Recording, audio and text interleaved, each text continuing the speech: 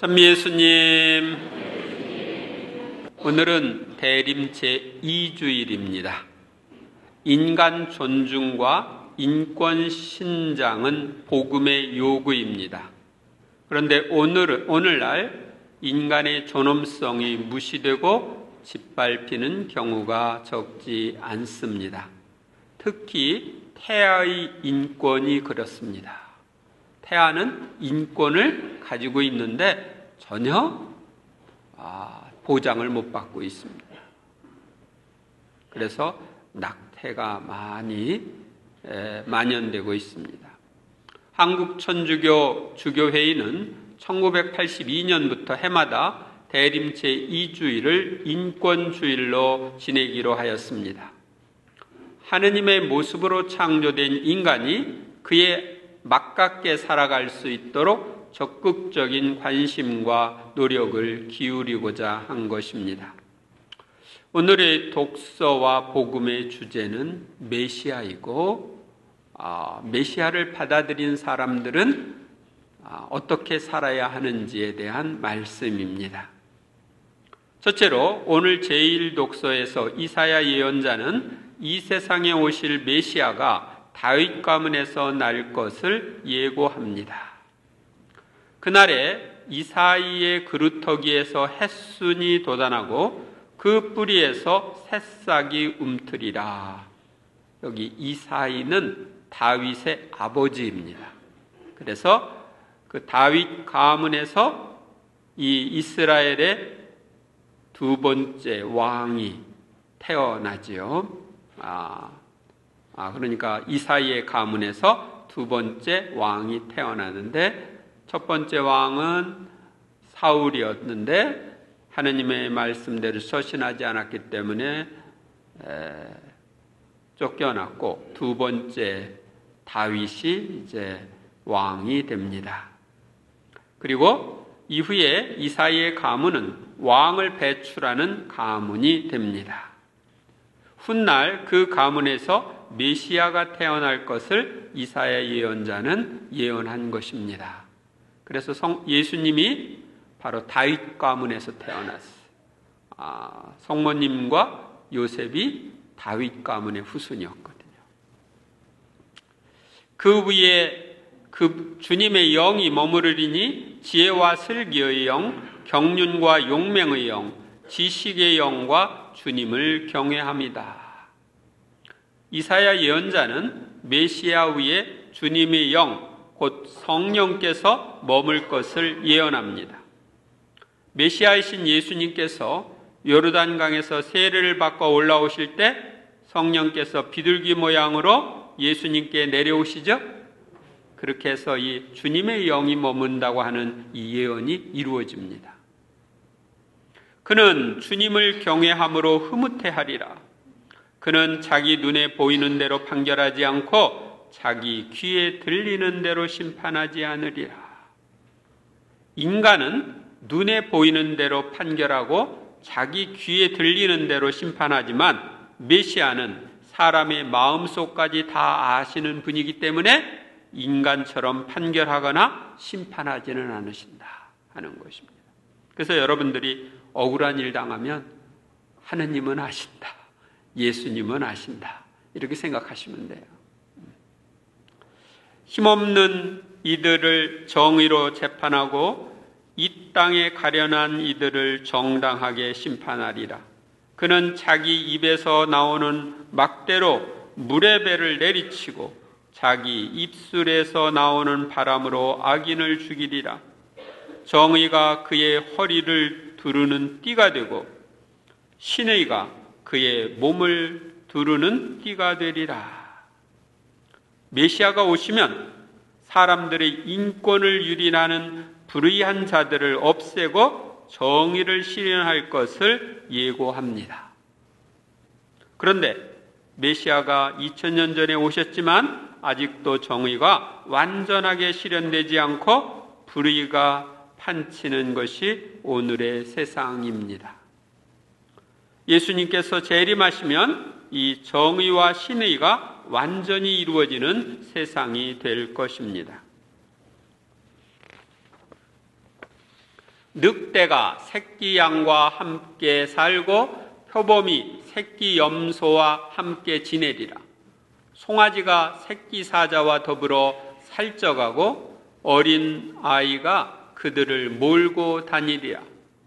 암소와 곰이 나란히 풀을 뜯고 그 새끼들이 함께 지내리라. 사자가 소처럼 여물을 먹고 젖먹이가 독사 굴 위에서 장난하며 젖떨어진 아기가 살무사의 굴에 손을 뒤밀리라. 메시아가 와서 모든 피조물이 서로 해치는 일이 없는 평화의 시대가 올 것을 예고합니다. 이는 예수님의 재림에 의해서 이루어질 낙원의 모습을 보여주는 것입니다. 앞으로 아버지의 뜻이 하늘에서와 같이 땅에서도 이루어지는 그런 새로운 시대가 오면 동물들도 성격이 바뀌어요. 그래서 서로 해치지 않는 그런 시대가 올 겁니다. 나의 거룩한 산 어디에도 사람들은 악하게도 패독하게도 행동하지 않으리니 바다를 덮는 물처럼 땅이 주님을 알므로 가득할 것이기 때문이다. 메시아가 오면 사람들은 죄를 짓지 않고 땅이 주님을 아는 지식으로 가득할 것이다.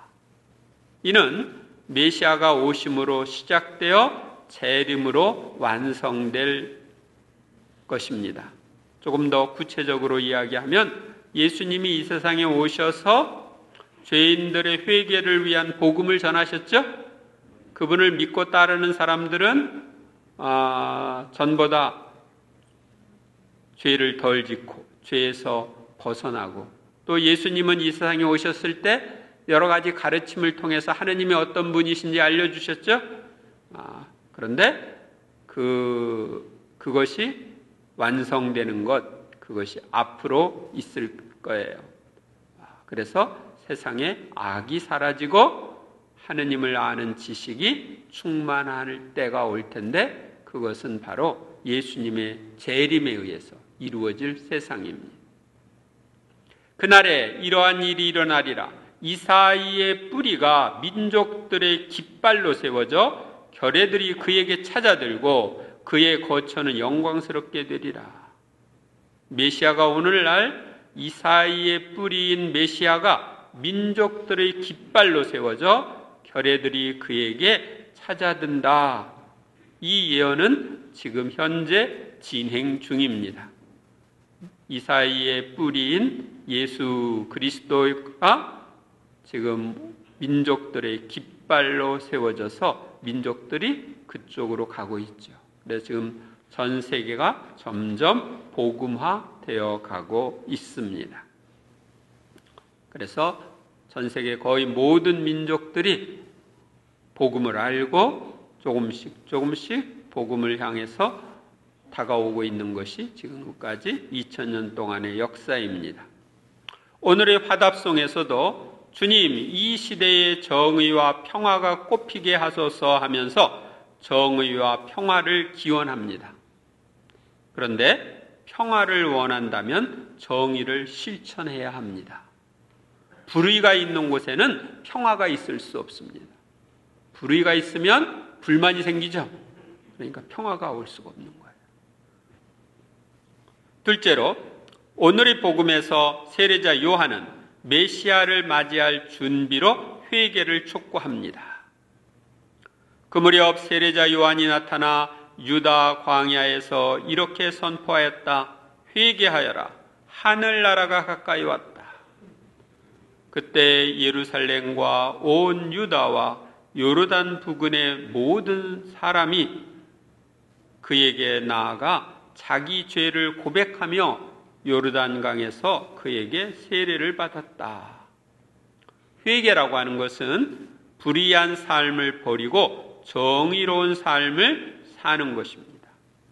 그래서 수많은 사람들이 세례자 요한에게 와서 자기 죄를 고백하며 회개의 표시로 세례를 받았습니다. 그러나 요한은 많은 바리사이와 사두가이가 자기에게 세례를 받으러 오는 것을 보고 그들에게 말하였다. 독사의 자식들아, 다가오는 진노를 피하라고 누가 너희에게 일러주더냐? 회개에 합당한 열매를 맺어라. 그리고 우리는 아브라함을 조상으로 모시고 있다고 말할 생각이라 하지 마라. 내가 너희에게 말하는데 하느님께서는 이 돌들로도 아브라함의 자녀들을 만드실 수 있다. 도끼가 이미 나무 뿌리에 닿아 있다. 좋은 열매를 맺지 않는 나무는 모두 찍혀서 불 속에 던져진다. 세례자 요한은 회개에 합당한 열매를 맺지 않고 남들에게 보이기 위해 외적인 세례를 받으러 온 바리사이와 사두가이들에게 좋은 열매를 맺지 않으면 불 속에 던져질 것이라고 말합니다. 회개는 죄스러운 행위를 끊어버리고 선을 행하는 열매를 맺어야 하는데 바리사이와 사두가이들은 그렇게 하지 않았기 때문입니다. 나는 너희를 회개시키려고 물로 세례를 준다. 그러나 내 뒤에 오시는 분은 나보다 더 큰 능력을 지니신 분이시다. 나는 그분의 신발을 들고 다닐 자격조차 없다. 그분께서는 너희에게 성령과 불로 세례를 주실 것이다. 세례자 요한은 자기 뒤에 오실 메시아는 자신보다 더 큰 능력을 지니신 분이시고 자신은 그분의 신발을 들고 다니는 종이 될 자격조차 없다고 말합니다. 이렇게 세례자 요한은 겸손했어요. 메시아는 성령과 불로 세례를 주실 분이라는 말씀은 예수님의 이름으로 받는 세례성사, 견진성사, 또 우리의 간절한 기도를 통해서 이루어지고 있습니다. 우리는 세례와 견진 때 성령을 받죠? 또 불로 세례를 받는 경우도 있습니다.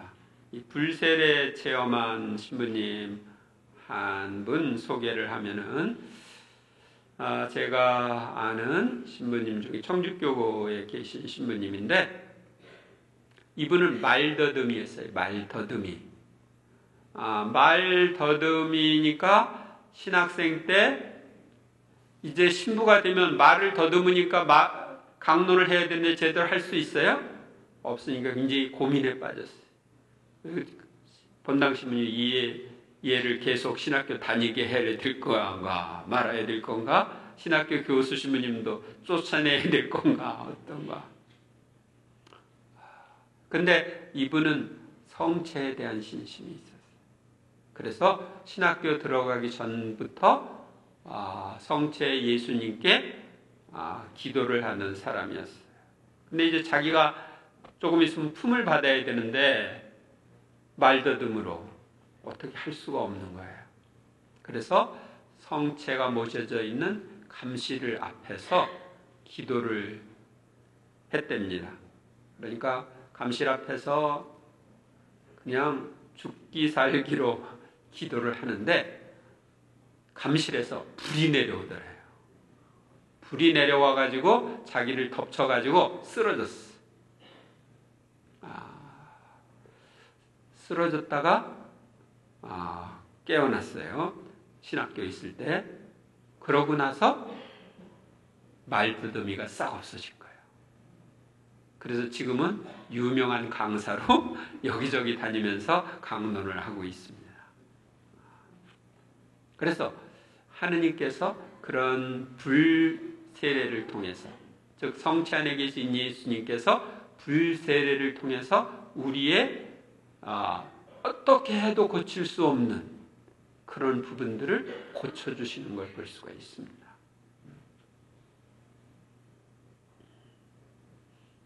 제가 아는 또 다른 미국에 있는 신부님 얘기를 들었는데 이런 불세례를 체험하고서 쓰러져 가지고 그 다음에 이제 깨어났는데 그때부터 하느님께 대한 열렬한 사랑을 갖게 됐다. 하느님의 사랑에 사로잡혀서 살게 됐다. 그래서 여러분들이 정말 간절히 원하면 이러한 변화, 불세례를 경험할 수도 있습니다. 셋째로 오늘의 제2독서에서 로마서에 보면은 바오로 사도는 예수님을 메시아로 받아들인 이들의 삶이 어떠해야 하는지를 알려줍니다. 형제 여러분, 성경에 미리 기록된 것은 우리를 가르치려고 기록된 것입니다. 그래서 우리는 성경에서 인내를 배우고 위로를 받아 희망을 간직하게 됩니다. 예수님을 메시아로 받아들이는 이들은 성경 중심의 삶을 살라고 말합니다. 이는 성경에서 인내를 배우고 위로를 받아 희망을 간직하는 생활을 하라는 것입니다. 인내와 위로의 하느님께서 여러분이 그리스도 예수님의 뜻에 따라 서로 뜻을 같이 하게 하시어 한 마음 한 목소리로 우리 주 예수 그리스도의 아버지 하나님을 찬양하게 되기를 빕니다. 예수님을 메시아로 받아들인 이들은 예수님의 뜻에 따라 서로 뜻을 같이 하여 하느님을 찬양하는 생활을 해야 한다는 걸 알려줍니다. 그러므로 그리스도께서 여러분을 기꺼이 받아들이신 것처럼 여러분도 하느님의 영광을 위하여 서로 기꺼이 받아들이십시오. 예수님을 자신의 메시아, 구원자로 받아들인 사람들은 이웃과 서로 다른 점이 많아도 하느님의 영광을 위하여 서로의 인권을 존중하고 서로를 기꺼이 받아들이는 생활을 하라는 것입니다. 앞으로 재림하실 예수님은 이 세상의 죄를 없애시고 정의가 완전히 실현되는 평화로운 세상, 서로 해치는 일이 없는 낙원과 같은 새 세상을 여실 것입니다. 이러한 주님의 재림을 기다리고 있는 우리들은 인권이 꼽히는 시대를 열기 위해서 힘써야 합니다.